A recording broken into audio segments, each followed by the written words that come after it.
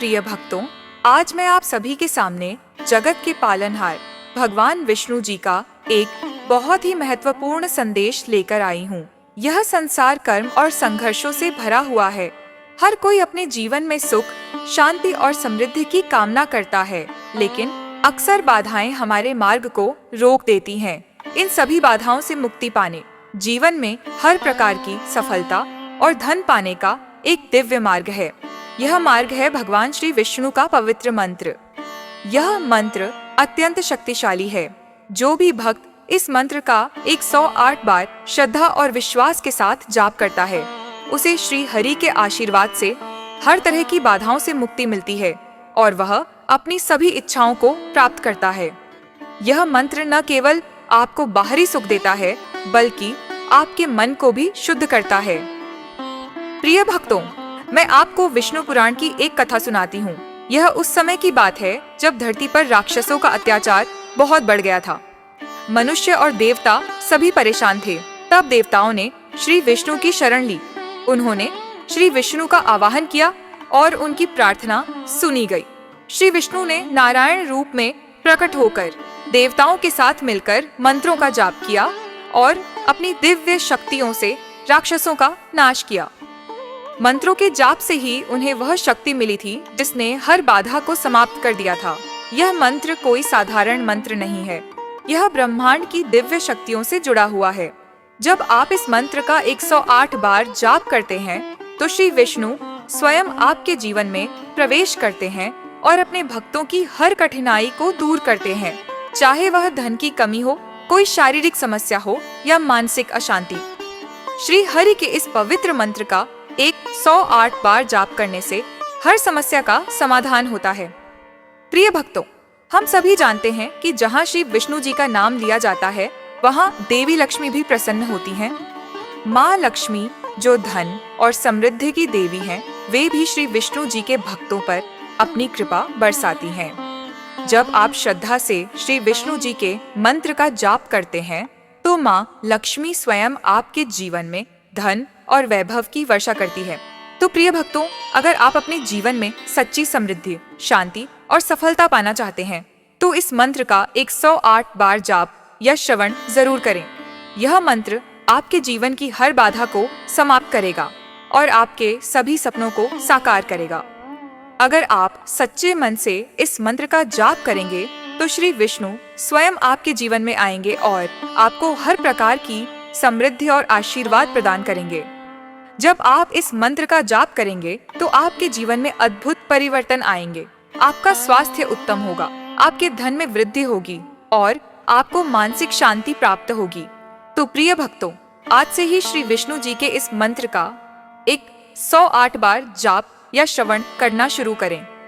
भगवान विष्णु जी का आशीर्वाद सदा आपके साथ रहेगा। कृपा पाने के लिए इस वीडियो को दिल से एक लाइक करके हमारे चैनल सनातन ज्ञान को सब्सक्राइब करें और कमेंट में जय लक्ष्मी नारायण लिखना बिल्कुल ना भूलें। तो चलिए हमारे साथ इस मंत्र का स्मरण करिए। ओम कृष्णाय वासुदेवाय हरये परमात्मने प्रणतः क्लेशनाशाय गोविन्दाय नमो नमः। ओम कृष्णाय वासुदेवाय हरये परमात्मने प्रणतः क्लेशनाशाय गोविन्दाय नमो नमः। ओम कृष्णाय वासुदेवाय हरये परमात्मने प्रणतः क्लेशनाशाय गोविन्दाय नमो नमः। ओम कृष्णाय वासुदेवाय हरये परमात्मने प्रणतः क्लेशनाशाय गोविन्दाय नमो नमः। ओम कृष्णाय वासुदेवाय हरये परमात्मने प्रणतः क्लेशनाशाय गोविन्दाय नमो नमः। ॐ कृष्णाय वासुदेवाय हरये परमात्मने प्रणतः क्लेशनाशाय गोविन्दाय नमो नमः। ॐ कृष्णाय वासुदेवाय हरये परमात्मने प्रणतः क्लेशनाशाय गोविन्दाय नमो नमः। ॐ कृष्णाय वासुदेवाय हरये परमात्मने प्रणतः क्लेशनाशाय गोविन्दाय नमो नमः।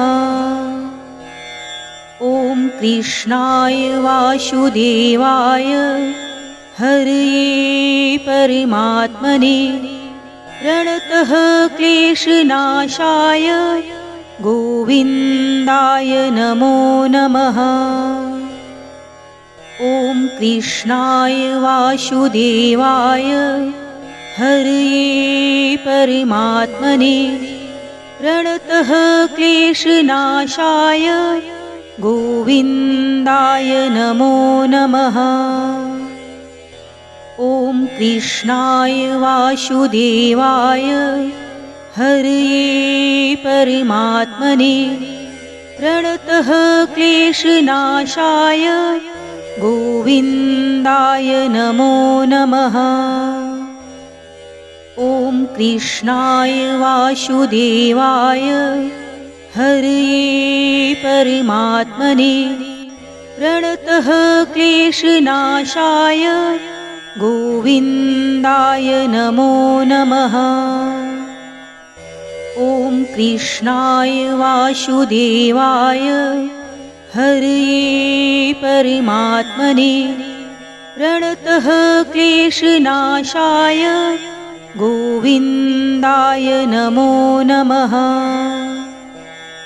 ॐ कृष्णाय वासुदेवाय हरये परमात्मने प्रणतः क्लेशनाशाय गोविन्दाय नमो नमः। ॐ कृष्णाय वासुदेवाय हरये परमात्मने प्रणतः क्लेशनाशाय गोविन्दाय नमो नमः। ॐ कृष्णाय वासुदेवाय हरये परमात्मने प्रणतः क्लेशनाशाय गोविन्दाय नमो नमः। ॐ कृष्णाय वासुदेवाय हरये परमात्मने प्रणतः क्लेशनाशाय गोविन्दाय नमो नमः। ॐ कृष्णाय वासुदेवाय हरये परमात्मने प्रणतः क्लेशनाशाय गोविन्दाय नमो नमः। ॐ कृष्णाय वासुदेवाय हरये परमात्मने प्रणतः क्लेशनाशाय गोविन्दाय नमो नमः। ॐ कृष्णाय वासुदेवाय हरये परमात्मने प्रणतः क्लेशनाशाय गोविन्दाय नमो नमः। ॐ कृष्णाय वासुदेवाय हरये परमात्मने प्रणतः क्लेशनाशाय गोविन्दाय नमो नमः। ॐ कृष्णाय वासुदेवाय हरये परमात्मने प्रणतः क्लेशनाशाय गोविन्दाय नमो नमः। ॐ कृष्णाय वासुदेवाय हरये परमात्मने प्रणतः क्लेशनाशाय गोविन्दाय नमो नमः। ॐ कृष्णाय वासुदेवाय हरये परमात्मने प्रणतः क्लेशनाशाय गोविन्दाय नमो नमः। ॐ कृष्णाय वासुदेवाय हरये परमात्मने प्रणतः क्लेशनाशाय गोविन्दाय नमो नमः। ॐ कृष्णाय वासुदेवाय हरये परमात्मने प्रणतः क्लेशनाशाय गोविन्दाय नमो नमः। ॐ कृष्णाय वासुदेवाय हरये परमात्मने प्रणतः क्लेशनाशाय गोविन्दाय नमो नमः। ॐ कृष्णाय वासुदेवाय हरये परमात्मने प्रणतः क्लेशनाशाय गोविन्दाय नमो नमः। ॐ कृष्णाय वासुदेवाय हरये परमात्मने प्रणतः क्लेशनाशाय गोविन्दाय नमो नमः। ॐ कृष्णाय वासुदेवाय हरये परमात्मने प्रणतः क्लेशनाशाय गोविन्दाय नमो नमः। ॐ कृष्णाय वासुदेवाय हरये परमात्मने प्रणतः क्लेशनाशाय गोविन्दाय नमो नमः। ॐ कृष्णाय वासुदेवाय हरये परमात्मने प्रणतः क्लेशनाशाय गोविन्दाय नमो नमः। ॐ कृष्णाय वासुदेवाय हरये परमात्मने प्रणतः क्लेशनाशाय गोविन्दाय नमो नमः। ॐ कृष्णाय वासुदेवाय हरये परमात्मने प्रणतः क्लेशनाशाय गोविन्दाय नमो नमः। ॐ कृष्णाय वासुदेवाय हरये परमात्मने प्रणतः क्लेशनाशाय गोविन्दाय नमो नमः। ॐ कृष्णाय वासुदेवाय हरये परमात्मने प्रणतः क्लेशनाशाय गोविन्दाय नमो नमः। ॐ कृष्णाय वासुदेवाय हरये परमात्मने प्रणतः क्लेशनाशाय गोविन्दाय नमो नमः। ॐ कृष्णाय वासुदेवाय हरये परमात्मने प्रणतः क्लेशनाशाय गोविन्दाय नमो नमः। ॐ कृष्णाय वासुदेवाय हरये परमात्मने प्रणतः क्लेशनाशाय गोविन्दाय नमो नमः। ॐ कृष्णाय वासुदेवाय हरये परमात्मने प्रणतः क्लेशनाशाय गोविन्दाय नमो नमः। ॐ कृष्णाय वासुदेवाय हरये परमात्मने प्रणतः क्लेशनाशाय गोविन्दाय नमो नमः। ॐ कृष्णाय वासुदेवाय हरये परमात्मने प्रणतः क्लेशनाशाय गोविन्दाय नमो नमः। ॐ कृष्णाय वासुदेवाय हरये परमात्मने प्रणतः क्लेशनाशाय गोविन्दाय नमो नमः। ॐ कृष्णाय वासुदेवाय हरये परमात्मने प्रणतः क्लेशनाशाय गोविन्दाय नमो नमः।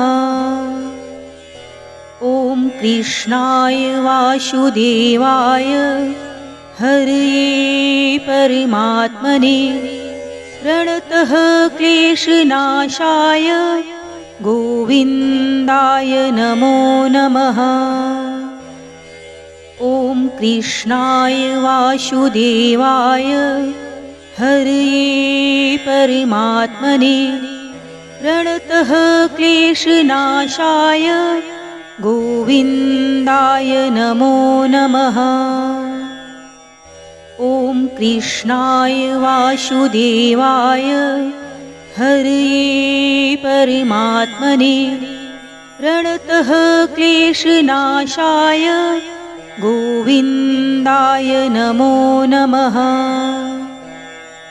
ॐ कृष्णाय वासुदेवाय हरये परमात्मने प्रणतः क्लेशनाशाय गोविन्दाय नमो नमः। ॐ कृष्णाय वासुदेवाय हरये परमात्मने प्रणतः क्लेशनाशाय गोविन्दाय नमो नमः। ॐ कृष्णाय वासुदेवाय हरये परमात्मने प्रणतः क्लेशनाशाय गोविन्दाय नमो नमः। ॐ कृष्णाय वासुदेवाय हरये परमात्मने प्रणतः क्लेशनाशाय गोविन्दाय नमो नमः। ॐ कृष्णाय वासुदेवाय हरये परमात्मने प्रणतः क्लेशनाशाय गोविन्दाय नमो नमः। ॐ कृष्णाय वासुदेवाय हरये परमात्मने प्रणतः क्लेशनाशाय गोविन्दाय नमो नमः। ॐ कृष्णाय वासुदेवाय हरये परमात्मने प्रणतः क्लेशनाशाय गोविन्दाय नमो नमः। ॐ कृष्णाय वासुदेवाय हरये परमात्मने प्रणतः क्लेशनाशाय गोविन्दाय नमो नमः। ॐ कृष्णाय वासुदेवाय हरये परमात्मने प्रणतः क्लेशनाशाय गोविन्दाय गोविन्दाय नमो नमः। ॐ कृष्णाय वासुदेवाय हरये परमात्मने प्रणतः क्लेशनाशाय गोविन्दाय नमो नमः। ॐ कृष्णाय वासुदेवाय हरये परमात्मने प्रणतः क्लेशनाशाय गोविन्दाय नमो नमः। ॐ कृष्णाय वासुदेवाय हरये परमात्मने प्रणतः क्लेशनाशाय गोविन्दाय नमो नमः। ॐ कृष्णाय वासुदेवाय हरये परमात्मने प्रणतः क्लेशनाशाय गोविन्दाय नमो नमः। ॐ कृष्णाय वासुदेवाय हरये परमात्मने प्रणतः क्लेशनाशाय गोविन्दाय नमो नमः। ॐ कृष्णाय वासुदेवाय हरये परमात्मने प्रणतः क्लेशनाशाय गोविन्दाय नमो नमः। ॐ कृष्णाय वासुदेवाय हरये परमात्मने प्रणतः क्लेशनाशाय गोविन्दाय नमो नमः। ॐ कृष्णाय वासुदेवाय हरये परमात्मने प्रणतः क्लेशनाशाय गोविन्दाय नमो नमः।